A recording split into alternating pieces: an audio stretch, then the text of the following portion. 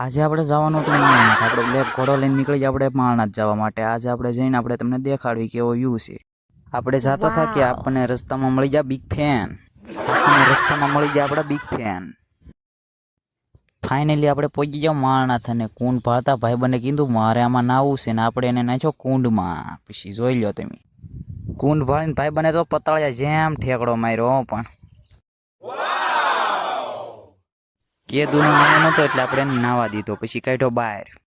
પછી તો આપણે વહી ગયા મહાદેવના દર્શન કરવા માટે. અને તમે દર્શન કરી લો, અમે દર્શન કરી લેવી. પછી જાવી આપણે ઉપર ડુંગરે. પછી તમને બતાવી ઉપરનો વ્યૂ કેવો છે.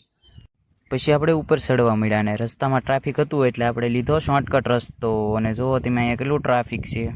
પછી ભાઈબંધે લઈ લીધો નાસ્તો અને નાસ્તો કરવા જવાનું હતું આગળ. ભાઈબંધ તો ભાગ્યા અને આપણે જોઈ લો આ ઉપરનો નજારો.